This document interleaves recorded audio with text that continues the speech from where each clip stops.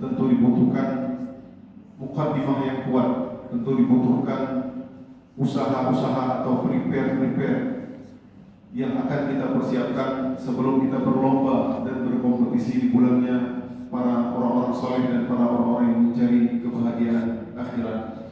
Ma'asyiral muslimin, insyaallah kita akan lanjutkan kajian sirah nabawiyah kita. Pada pertemuan yang lalu kita telah sampaikan tentang permasalahan itu setelah Nabi SAW pulang dari Isra dan Mi'raj, kemudian Nabi keesokan harinya diajarkan oleh malaikat Jibril tentang tata cara dan waktu-waktu salat 5 waktu. Yang tentunya kita sudah sampaikan itu diajarkan salat zuhur, kemudian asar, kemudian maghrib dan isya. Bahkan dalam salat isya Nabi malaikat Jibril mengajarkan pada 2 waktu, di antaranya tadi awal waktu dan di sepertiga malam.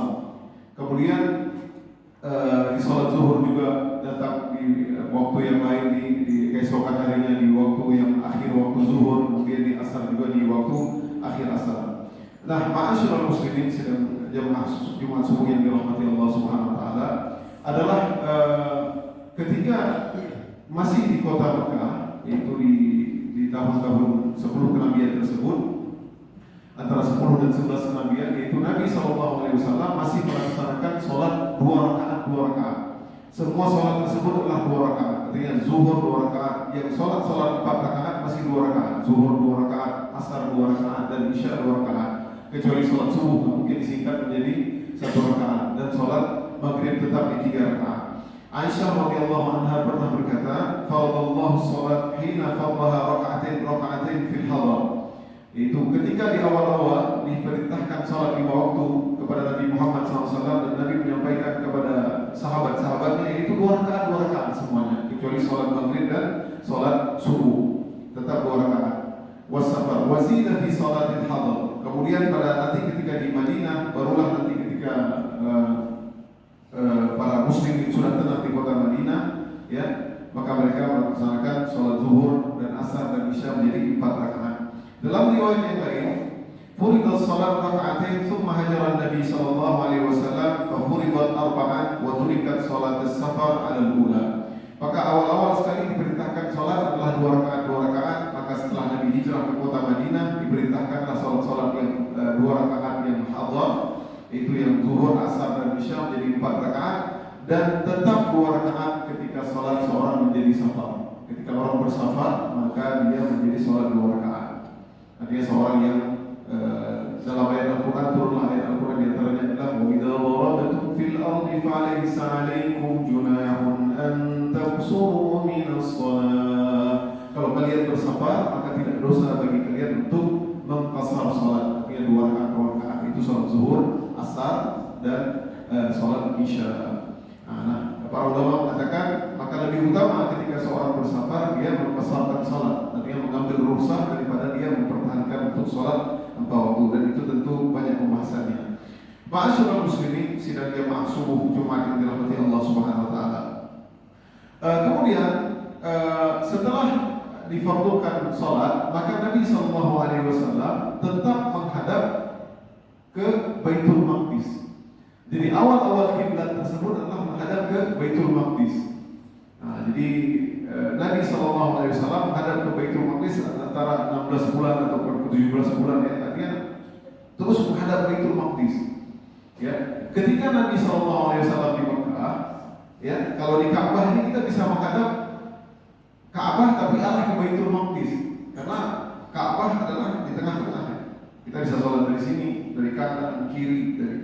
Nah, apabila Nabi SAW menghadap Baitul Maqdis, maka Nabi sholatnya dekat dengan Hajarul Aswad, ya, dan Rukun Yamani. Jadi sholat di situ. Nah, tentu menghadap ke Baitul Maqdis. Nah, jadi titah sholat awal-awal sekali, yaitu Nabi SAW menghadap ke Baitul Maqdis, bukan ke Ka'bah.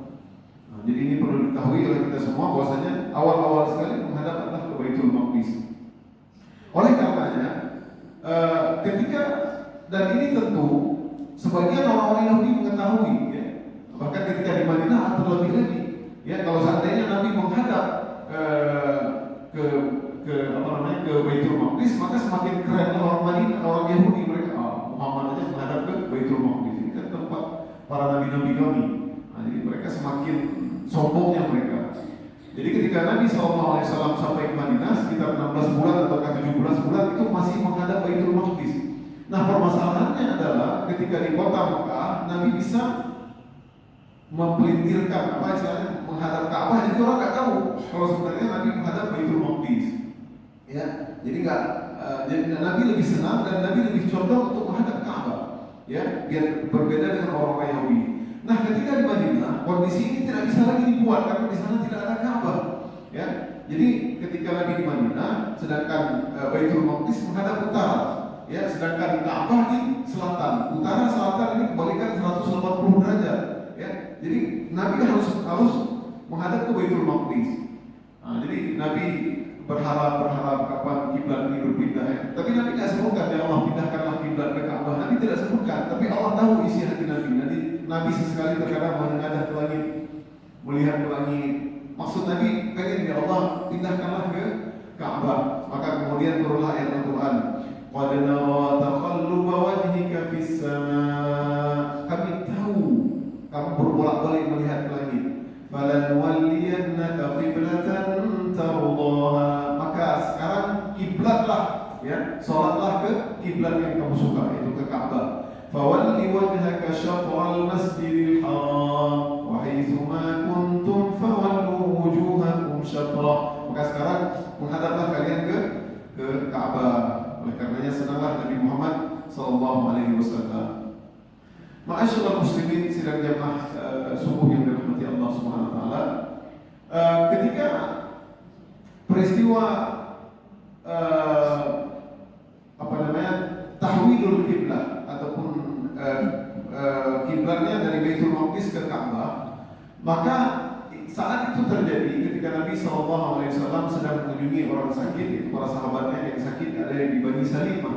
Ya, kemudian Nabi sholat di situ dengan yang kita kenal hari ini ketika orang pergi haji, yaitu di Masjid Qiblatain. Nah, Nabi waktu itu sedang sholat zuhur, ya, sedang sholat zuhur. Nah, hadirin ya, luar biasa. Ini ketika sholat zuhur, ketika pindah kiblat ini bagaimana? Ya, ini kan yang kalau 90 derajat mesti lumayan, ataupun 30 derajat. Ini 180 derajat, ya, dari depan ke belakang.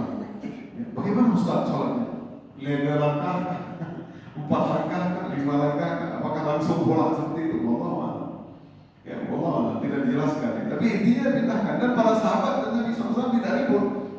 Ya, ketika langsung lagi sholat, ya, mau Nabi 2 kali putar ke belakang seperti itu. Jadi intinya dari menghadap seperti tadi kita sholat menghadap ke sini, kemudian langsung ke belakang seperti itu. Terus bagaimana? Apakah ribut jamaah? Apakah tidak kembali Ustaz? Apakah nanti? Wallahu ya, tidak dijelaskan, ya, tidak dijelaskan oleh para ulama. Intinya mereka langsung berputar. Itu Nabi SAW langsung berputar kiblat ke arah Masjidil Haram, yaitu ke Ka'bah ketika lagi sholat zuhur.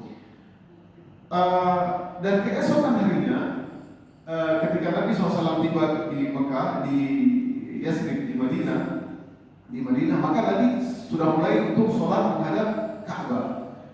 Dan sebagian sahabat di Masjid Quba mereka tidak tahu, ya, tidak tahu. Ada yang menyeletuk, ala innal qiblah qad huwilat. Maka mereka mengatakan ketika mereka lagi sholat, lagi rukuk, sholat subuh, lagi rukuk pada sholat subuh, ya, lagi rukuk sholat subuh, ala innal qiblat qad huwilat. Maka para sahabat menyeletuk, berteriak di antaranya, sesungguhnya kiblat telah dipindahkan dari Masjid Baitul Maqdis ke Masjidil Haram.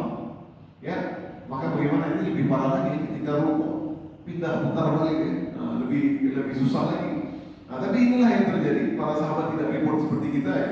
Nah, jadi kalau kita udah sebagian mereka tetap melanjutkan sholat mereka. Oleh karenanya inilah di antara peristiwa tahwilul kiblat, itu pemindahan kiblat di antara, dan Nabi menginginkan tentunya untuk menghadap kiblat ke Ka'bah. Kemudian di antara peristiwa berikutnya setelah Isra dan Mi'raj, itu peristiwa yang sangat mukjizat, ya, yang sangat luar biasa yang dilakukan oleh Nabi Muhammad SAW, yaitu diriwayatkan dari hadis Anas bin Malik radhiyallahu anhu berkata, "Anna ahla Makkah sa'alu Rasulullah sallallahu alaihi wasallam ayyuriyahum ayat." Sungguh orang-orang Makkah ini juga terlalu keterlaluan, ya. Dia minta lagi tanda, apa lagi tanda? Ayat, apa lagi tanda? ya. Fa'arahumul qamar syaqqatain hatta ra'aw hira bainahuma, maka mereka melihat tiba-tiba bulan terbelah menjadi dua, dan di antara gua Hira ada sebelah di sini dan sebelah di sana. Jadi mereka melihat langsung gitu. Ya, mereka melihat langsung bulan terbelah. Ya, dalam riwayat yang lain, saat ahlu Makkah dikatakan oleh Anas, Nabi SAW mereka bertanya memohon kepada Nabi tanda-tanda bukti kenabian. Maka turunlah ayat Al-Quran, "Fansyaqqal qamar bi Makkah marratain." Maka terbelahnya bulan di Mekah dua kali. Maka turunlah ayat Al-Quran, "Iqtarabatis sa'atu wansyaqqal qamar." Telah dekat hari kiamat dan bulan telah terbelah. Surah Al-Qamar. Iqtarabatis sa'atu wansyaqqal qamar wa in yaraw ayatan yu'ridu wa yaqulu sihrun mustamir. Wa in yaraw ayatan, tak kala orang-orang musyrikin Arab melihat tanda-tanda terbelahnya bulan tersebut, yaqulu sihrun mustamir, mereka berkata ini adalah sihir yang berkelanjutan. Jadi ini udah dilihat ayat sihir lagi, kemarin sihir, semua sihir. Ini Muhammad telah menyihir kita. Dalam riwayat yang lain, riwayat Ibnu Mas'ud, bahwasanya insyaqqal qamar wa nahnu bi Mina, kata Ibnu Mas'ud, telah terbelahnya bulan dan kami berada di kota Mina bersama Nabi Muhammad SAW. Faqala ishhadu wa dhahabat firqatun nahwal jibal, maka saksikanlah, maka bulan tersebut pun terbelah melalui dan kelihatan dari perpisahannya antara gunung-gunung. Dalam riwayat yang lain dikatakan mereka mengatakan hadza sihrun saharakumuhu ibnu Abi Kafsyah. Ini adalah sihir yang telah disihir oleh Ibnu Kafsyah, ini Nabi Muhammad SAW. Fasalu sufa. Ini nggak mungkin kalau dia sihir kita, cuma kita aja yang tersihir. Coba tanya orang-orang yang lagi dalam perjalanan, mereka yang dalam perjalanan, apakah dari ke Syam ataukah dari Syam menuju ke kota Mekah. Coba tanya mereka orang-orang yang saudagar yang lagi perjalanan. Hina yaqdamuna alaikum, kalau mereka sampai ke Mekah, tanyakan kepada mereka, fa in kana mithlu ma ra'aitu faqad sadaq. Kalau seandainya mereka menjawab, mereka juga melihat bulan terbelah, maka sungguh Muhammad telah benar. Fasa'aluhu qalu na'am, maka mereka pun bertanya, tak sampai orang-orang yang sedang berpergian tersebut sampai kota Mekah, maka mereka bertanya, betul, ra'ainahu, kami melihat. Wa in syaqqal qamar, maka mereka pun mendustakan kembali. Mendustakan, ya, tak percaya ini sihir juga, tetap sihir. Subhanallah, ya, orang-orang musyrikin Arab ini keras sekali kepalanya. Oleh karenanya tentang masalah ini, apakah dilihat semua ataukah seluruh dunia waktu itu melihat? Wallahu a'lam. Ya, Imam Hafiz Ibnu Katsir rahimahullah berkata, "Wa qad ajma'al muslimuna 'ala wuqu'i dzalika fi zamanihi 'alaihi salatu wassalam." Yaitu telah sepakat bahwasanya kaum muslimin terbelahnya bulan tersebut telah terjadi di zaman tersebut, dan itu adalah ahadits mutawatirah, yaitu tentang terbelahnya bulan adalah diriwayatkan oleh lebih dari 10 sahabat. Hadis mutawatir. Kalau hadis mutawatir ini harus sangat-sangat kita percaya. Ya, kedudukannya setelah Al-Quran langsung hadis mutawatir diriwayatkan 10 orang sahabat. Ya, hari ini kita katakan kalau seandainya hadis ahad satu orang sahabat saja yang siqah, ya, yang memang terkenal kejujuran, maka kita percaya. Apalagi hadis diriwayatkan oleh 10 bahkan lebih daripada 10 orang sahabat. Dan telah terjadi di berbagai daerah, kata Ibnu Katsir. Wa syuhida dzalika fi katsirin min baqa'il ardh, dan telah tersaksikan terbelahnya rembulan tersebut di belahan dunia. Innahu arrafa dzalika fi ba'd biladil Hindi. Bahkan tercatat dalam peristiwa terbelahnya bulan itu di negara India, fi biladil Hindi, negara Bangladesh, Afghanistan, ya, India telah terlihat. Ya, Ustaz, kalau seandainya terlihat, kenapa di Eropa mungkin orang tercatat? Oh, apakah maka Allah Maha mungkin saja? Karena kita katakan, para ulama mengatakan di sini karena terjadinya pembelahan bulan tersebut di malam hari. Ya, bahkan para ulama mengatakan itu dikala seperti sekarang ini, yaitu 13, 14, 15 Hijriah.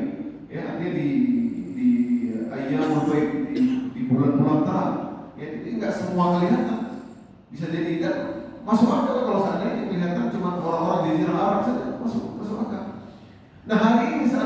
penemuan, bahkan ada seorang astronom yang katanya pernah melihat ada bentuk seperti sayatan atau terbelahnya bulan, bahkan dia masuk Islam gara-gara melihat tersebut, karena melihat di ayat Al-Quran adalah iqtarabat as-sa'atu wa syaqqal qamar. Al-Quran mengakui, maka secara sains pun betul rembulan pernah terbelah dan dia masuk Islam. Allah maha kita.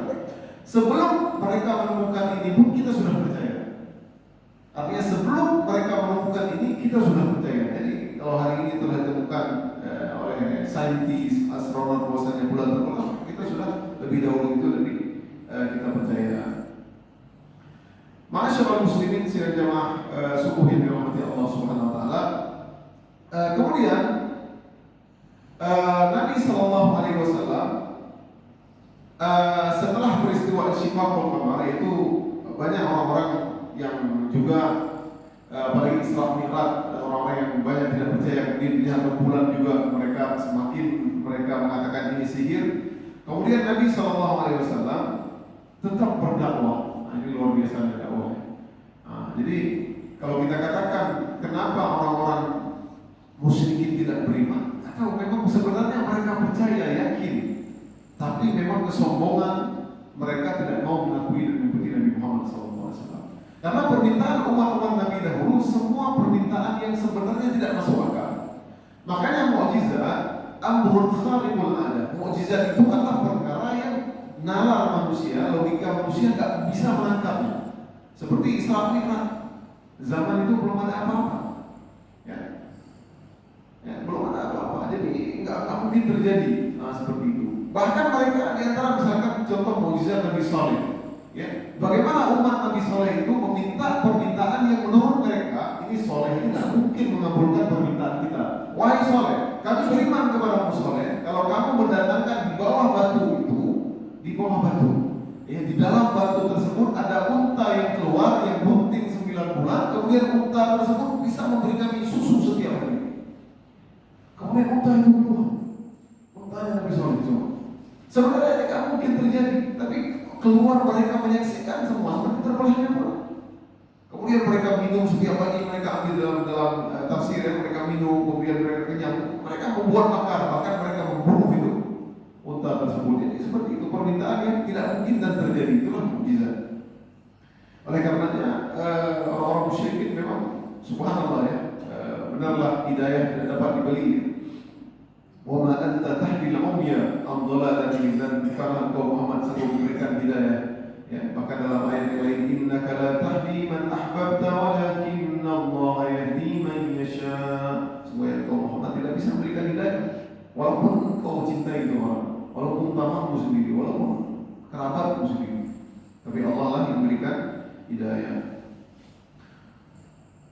Kemudian setelah ini Nabi SAW terus berdakwah, ya. Tsumma qadama Rasulullah Makkah wa qaumahu ashadda ma kanu alaihi min khilafi wa firaqi. Jadi mereka semakin apa ya? Semakin berat gangguannya kepada Nabi Muhammad SAW. Nabi SAW tidak berhenti berdakwah, ya. Bahkan Nabi SAW memanfaatkan waktu-waktu, ya, memanfaatkan waktu-waktu, terutama waktu-waktu di musim haji. Nah, jadi kita sudah katakan di awal-awal pertemuan yang lalu, artinya walaupun mereka orang-orang penyembah berhala, mereka orang-orang musyrik, orang-orang kafir, orang-orang dari Madinah, dari Yaman, ya, itu mereka semua itu karena mereka membekas masih agama Nabi Ibrahim. Cuma mereka sudah mengadakan pembaharuan, artinya telah mengadakan berhala-berhala dan lain-lain, apalagi orang-orang Mekah yang dengan hawa nafsu mereka. Jadi mereka setiap musim haji mereka pergi ke Mekah. Nah, makanya kalau kita katakan kenapa banyak faktor kenapa orang-orang Mekah musyrikin Arab terutama pembesar-pembesar tidak mau ikut kepada Nabi Muhammad SAW, karena di antaranya adalah faktor ekonomi,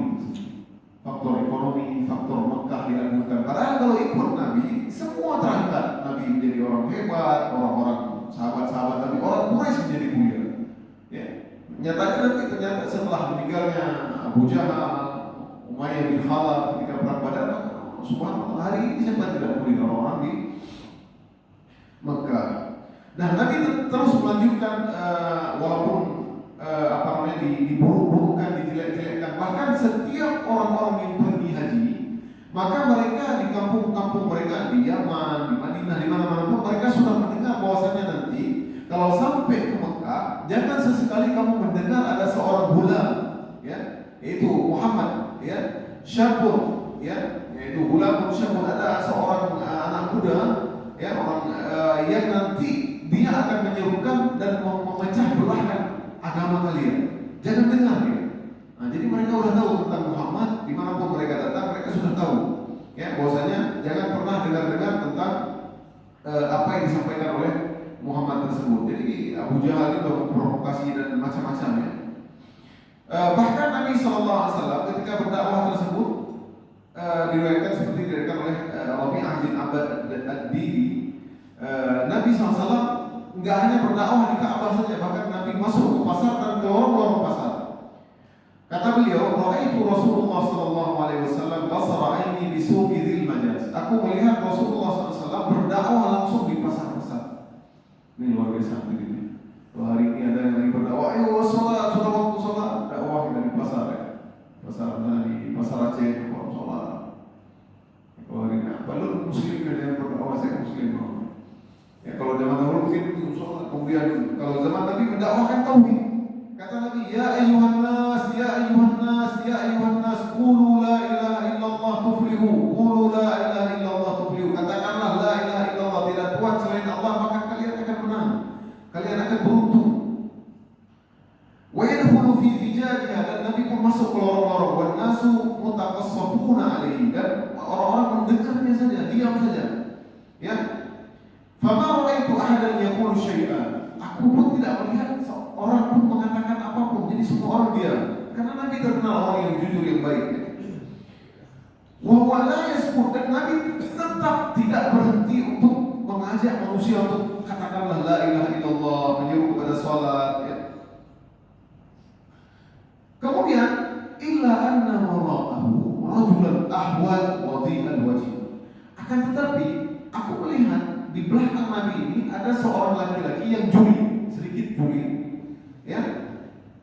Ahwal wadhi'al wajhi, dan dia ganteng, ya, orangnya ganteng, ya, sedikit juli dan dia ganteng. Dzaqadiratin, dia punya kepang dua, ya, rambutnya dikepang dua, kayak apa? Ceweknya kayak wanita ya, dikepang dua. Kemudian dia mengejek, yaqul innahu sabi. Dia mengatakan sabi, itu yang ngomong itu sabi, kadzib, pendusta. Fakultu man hada. Aku pun waktu itu enggak kenal. Ya, siapa orang ini dan siapa Muhammad? Man hada? Qalu Muhammad, itu yang ngomong, yang ngajak kita untuk la ilaha illallah itu Muhammad bin Abdullah. Wa huwa yadhkur nubuwah, dan dia menyebutkan tentang kenabiannya. Qultu, kemudian aku berkata, man hada alladhi yukadzibuhu? Siapa yang mendustainya, yang mendustakannya? Qalu ammahu Abu Lahab. Itu adalah pamannya Abu Lahab. Nah, jadi luar biasa ya. Jadi dakwah Nabi SAW yang selalu dustakan di mana Nabi berada, Abu Lahab itu mengikuti. Ya, bahkan dalam riwayat ada yang mengatakan Abu Jahal melempari pasir, selalu ada yang melempari pasir ke mukanya Nabi. Kaza, penipu, sobi. Ya, tapi yang benar adalah itu adalah Abu Lahab. Ini tentu ujian yang besar di sisi Nabi SAW ya. Seandainya beliau berdakwah, yang dustakan bukan orang lain, bahkan pamannya sendiri yang amat berat mendustakan Nabi SAW. Ma'asyiral muslimin, sedang jemaah Jumat subuh yang dirahmati Allah SWT. Kemudian Nabi terus berdakwah sampai Nabi berdakwah, diantaranya adalah Islamnya diantaranya 4 orang pendatang. Jadi di musim haji tersebut Nabi berdakwah, diantaranya adalah berdakwah kepada seorang yang bernama Suwaid bin Samit, ya, Suwaid bin Samit. Jadi Nabi SAW kalau melihat ada orang-orang penting, ada orang-orang hebat yang datang, Nabi berdakwah. Ya, karena bisa jadi orang-orang hebat tersebut dia membuka kaum, dia nanti mendakwahkan ke negerinya, Nabi pun nanti akan bisa ditampung ke sana, bahkan dakwah akan tersebar, Islam akan tersebar di sana. Bahkan Nabi mengatakan waisannya sesungguhnya di Mekah ini sudah tidak aman. Adakah al-rajulin Yahudi? Adakah orang yang mau menaungiku biar aku bisa berdakwah, aku bisa hijrah ke sana, bisa pergi ke sana, biar aku bisa berdakwah? Sesungguhnya orang-orang Quraisy telah melemahkanku, mereka tidak menerimaku. Ya. Maka ketika Nabi SAW mendengar ada seorang yang bernama Suwaid bin Samit, maka Nabi SAW pun bertemu dengannya, ya ingin dia datang dalam rangka haji ataupun umrah, ya dan umrah. Wa kana Suwaidan innama yusammihi qaumahu fihim al-kamil, ya. Dan Suwaid ini digelar dengan seorang al-kamil. Kamil ini adalah seorang yang sempurna, sempurna fisiknya, sempurna kekuatannya, wa nasabahu, dan nasabnya pun sangat luar biasa. Ya, nasabnya sangat luar biasa. Insyaallah pada pertemuan ini kita selesaikan dengan kisah Suwaid bin Suami. Kemudian ketika Nabi SAW bertemu dengannya, ya, Nabi pun mengajak dia untuk berbicara karena dia sudah mendengar nih, tapi karena dia seorang yang pintar, ya ingin bertemu juga, dia tidak masalah. Kemudian dia mengatakan, "Fala'alla alladhi ma'aka mithlu alladhi ma'i." Bisa jadi yang engkau bawa Muhammad seperti yang aku bawa. Qala lahu Rasulullah, "Wa man alladhi ma'ak?" Maka Nabi pun berkata kepada Suhaib bin Samit, ada apa denganmu? Qala majallatu Luqman, yakni hikmatul Luqman. Dia memiliki sahifah ataupun kertas-kertas, yaitu lembaran-lembaran yang berisi dengan penuh hikmah-hikmah Luqman. Ya, hikmah-hikmah Luqman, ya. Hari ini kita ada di surah Luqman, ya, tapi mungkin ini apakah panjang, wallah kita nggak tahu, ya. Kemudian Nabi SAW ha alayya, maka Nabi pun silahkan baca kepadaku. Maka Nabi pun mendengarkannya. Faqala lahu inna hadha kalamun hasan walladhi ma'i afdalu min hadha. Ini adalah perkataan yang sangat mulia, tapi di sisiku ada yang lebih mulia dari ini, kata Nabi. Qur'anun anzalahu Allah Ta'ala alayya huwa hudan wa nur. Ini adalah Al-Quran yang Allah turun kepadaku, yaitu petunjuk dan dia adalah cahaya. Fatala Rasulullah SAW Quran, maka Rasulullah pun membaca Al-Quran. Wada'ahu ila Islam falam yam'at minhu, maka dia menyeru kepada ayolah masuk kepada Islam. Maka si Suhaib bin Samit ini masih pending, dia masih ragu-ragu, dia masih belum masuk Islam, ya. Tapi kemudian dia berkata, inna hadza la qaulun hasan. Seperti Nabi mengatakan, ini adalah perkataan yang ajaib, yang mulia, yang bagus. Ya, summa saraf anhu, maka dia pun kembali ke negerinya. Faqadimal Madinah ala qaumi, maka dia kembali ke kampungnya. Falam yalbas illa an qataltahu al-Khazraj, maka tidak lama kemudian dia pun terbunuh ketika berperang dengan kaum Khazraj, ya. Artinya dia pun meninggal dunia sebelum apakah makanya Suhaib bin Samit ini diragukan keislamannya, apakah dia termasuk sahabat Nabi atau tidak.